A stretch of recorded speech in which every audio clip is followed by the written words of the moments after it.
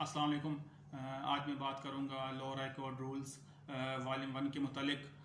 ख़ासकर ये वीडियो उन लोगों के लिए सबसे बहुत ज़्यादा अहम है जो यंग लॉयर्स हैं, जिन्होंने अभी भी प्रैक्टिस ज्वाइन की है और वो डिस्ट्रिक्ट कचहरी के माहौल से नावाकिफ़ हैं। उनके लिए ये वीडियो बहुत ही अहम है।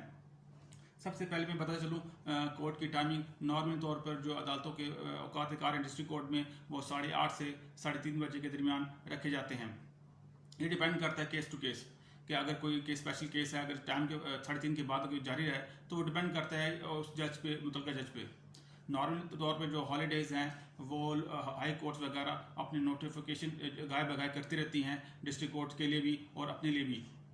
यहाँ मैं बता चलूँ कि प्रिपरेशन ऑफ कॉज लिस्ट एक बाकायदा प्रोसीजर है कोर्ट्स का कि वो हफ्ते पहले या एक दिन पहले कॉज लिस्ट जारी करते हैं, जो कॉज लिस्ट नोटिस बोर्ड पर आवेज़ा कर दी जाती है साइलिन और क्लाइंट्स की मामलत के लिए। दूसरी जानब अगर मैं बात करूँ डिस्ट्रीब्यूशन ऑफ केसेस के मुतालिक, तो ये एडमिनिस्ट्रेटिव जज का काम है कि वो तमाम अदालतों को मुसावी केस तकसीम करे और किसी पर ज़्यादा ज़रूरत से ज़्यादा बर्डन ना हो। जहाँ तक रही बात एग्जामिनेशन ऑफ प्लेंट्स की, तो इंडोर्स करना मुतल्लिका क्लर्क का काम है, एग्जामिनेशन करना जज साहिबान का काम है कि वो किस तरह उस प्लेंट को देखते हैं। इनसफिशिएंट स्टैम्प, ये सबसे यहाँ अगर मैं lower high court district court के रूल्स की बात करूँ तो इनसफिशिएंट अगर कोई स्टैम्प है किसी भी प्लेंट पे या रिव्यू एप्लीकेशन पे, तो वो सबसे पहले ड्यूटी बनती है उस मुतल्लिका क्लर्क की जो उस कोर्ट में बैठा है। फिर जाके अगर जज को बताता है कि यार इसमें स्टैम्प मुकर्रर नहीं है, तो वो इसको वापस भी कर सकता है, यानी कि उसमें ऑब्जेक्शन रेज कर सकता है, रिटर्न कर सकता है प्लेंट वगैरह। जहाँ तक एक केसों को ट्रांसफर के सिलसिले में, तो वो उसका भी एक बाकायदा प्रोसीजर है। उसके लिए जो भी केस चल रहा है क्लाइंट को बाकायदा दरख्वास्त देगा कि और अपनी वजूहत जिक्र करेगा कि मुझे ये वजूहत हैं और तो काइंडली मेरा केस शहर में या शहर से बाहर ट्रांसफ़र किया जाए। पटिशन बॉक्स हर अदालत के अहाते में एक रखा जाता है ताकि जितने भी केसेस हैं अर्जेंट या जो रोज़मर्रा के केसेस हैं वो उसमें वो डायरेक्ट चले जाएं। अगर मैं बात करूँ अर्जेंट केसेस के सिलसिले में, तो नॉर्मल तौर पर कोर्ट की डिस्क्रिप्शन है कि वो अर्जेंट फाइलें खुद भी रिसीव कर सकते हैं। जहाँ तक बात कौन सा रिकॉग्नाइज्ड एजेंट है जो फाइलें दायर कर सकता है, हर वो शख्स जिससे डायरेक्टली या इनडायरेक्टली केस का वास्ता हो, उस शख्स को वो शख्स फाइल कर सकता है कोर्ट में अपनी भी पटिशन या कोई एप्लीकेशन। जहाँ तक एक बात अदालतों में या ऑर्डर 7 के मुतालिक, वो तमाम कंटेंट भी ज़रूरी हैं एक पटिशन को मुकम्मल और जामे बनाने के लिए। मिसाल के तौर पे वकालतनामा बेहद ज़रूरी है, वो भी पटिशन हर जो वकील है, कौंसल है या प्रॉक्सी कौंसल है, तो वो अपने बिहाफ पे किसी का जो वकालतनामा लगाएगा फाइल के अंदर, उस पर साहिल के दस्तखत होंगे और अंगूठे के निशान भी हो सकते हैं, या उसका ID कार्ड तो लाजमी है, उसका इंदराज। अब एक नॉर्मल रूटीन पे जो डिस्ट्रिक्ट कोर्ट में और मोस्टली हाई कोर्ट में जो गलती करते हैं वो है बाई पोस्ट हमने कोई अपना रिटन स्टेटमेंट जमा करा दी, कोई जवाब जमा करवा दिया। ये गलत है, इसका इरेगुलर वे पे है, इस तरह आप नहीं कर सकते। आपको बाकायदा रिटन स्टेटमेंट जो भी है मुतल्लिका कोर्ट में जाके जमा करानी है, उसे डायरी नंबर लेना है और फिर जाके आपने उसको परसू करना है केस के सिलसिले में। ये मोस्टली तौर पे लोग जो गलत करते हैं अपना रिप्लाई डाक के जरिए भिजवाते हैं, ये इरेगुलर प्रैक्टिस है as per lower high court rule volume 1 के मुताबिक।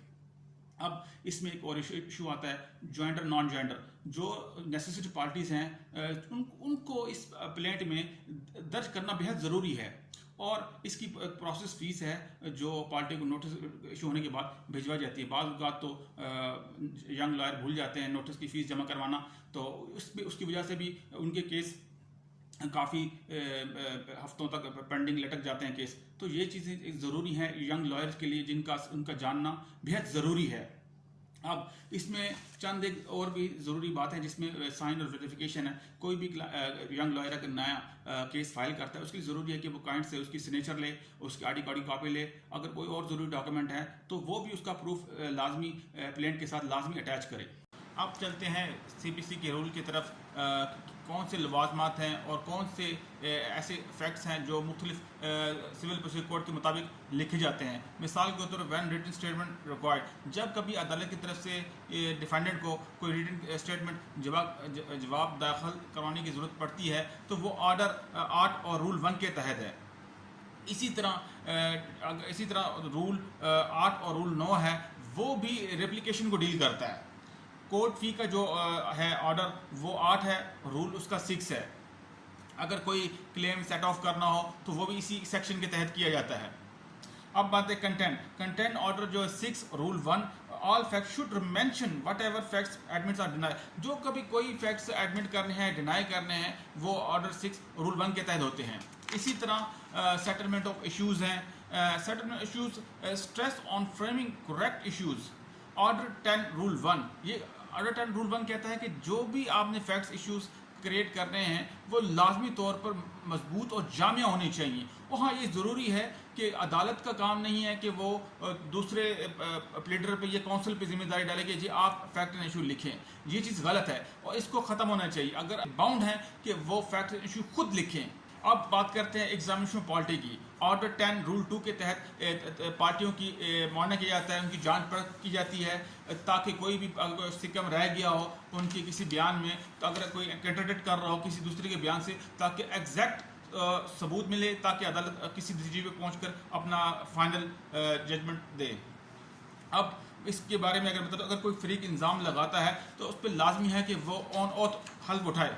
हल्फ ऑर्डर 14 रूल 3 के तहत उठाया जाता है। इसी तरह अगर कोई कोर्ट ये समझती है कि अगर किसी शख्स को पर्सनल हेयरिंग का मौका दिया जाए तो वो भी अदालत कर सकती है। अगर यहाँ चंद एक चीज़ें मैं आपको बता चलूँ कि ऑर्डर 10 रूल 4 के तहत ये पर्सनल ओथ भी उठाया जा सकता है, बशर्ते कि अदालत ये समझे कि इस पार्टी की का ओथ उठाना या इसकी जो भी इसके पास मालूमात है वो ज़रूरी है इस केस के सिलसिले में। The court should insisted on to defendant to give accurate information।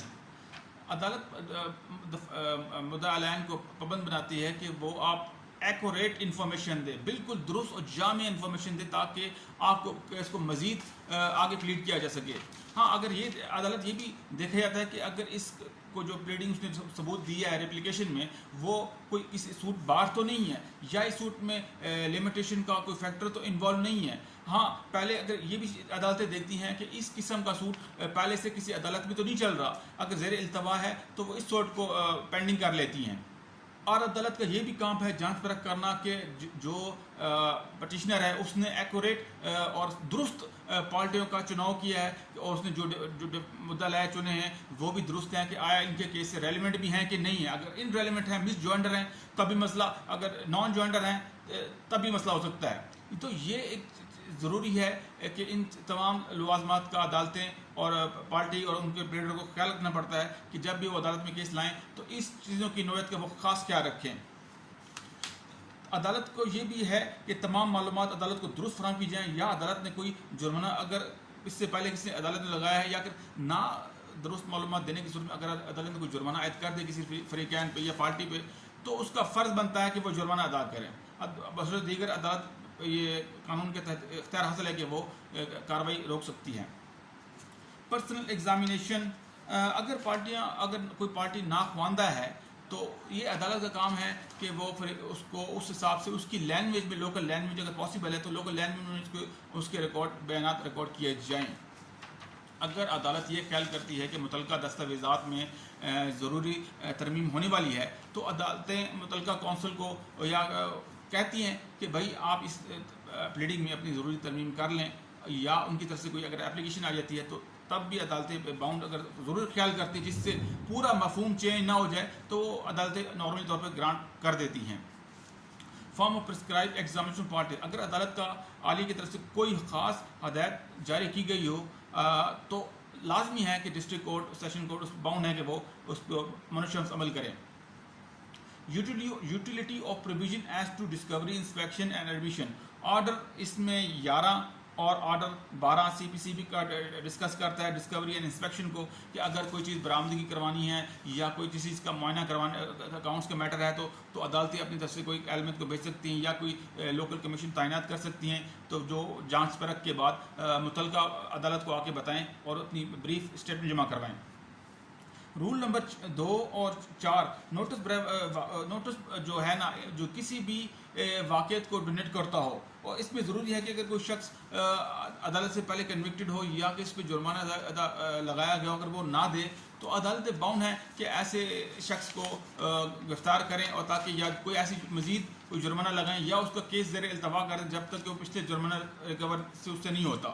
तो ये था मुख्तसर तारुफ लाहौर हाई कोर्ट रूल्स, जो कि बेहद अहम है खासकर उन वकला हजरात के लिए जो जिन्होंने नई नई अभी प्रैक्टिस शुरू की है तो चाहते हैं कि इस फील्ड में अपना लोहा मनवाएं। तो उनके लिए लाजमी है कि वो लाहौर हाई कोर्ट रूल्स को पढ़ें, समझें और इसी के मुताबिक अदालतों में अपने केस प्लीड करें, क्योंकि इसके बगैर आप बिल्कुल ऐसे हैं जैसे आप नाबालिग बच्चे हैं और आपको अभी सीखने की ज़रूरत है। तो ये एक ऐसा कानून है जो अदालतों ने बनाया यंग वकला के लिए, जो जिन्होंने अभी रिसेंटली अपनी वकालत की डिग्री मुकम्मल की है, उन पर लाजमी है कि वो ये कानून पढ़ें और इस पर अमन शर्त अमल करें और दूसरे वकलों को भी बताएं।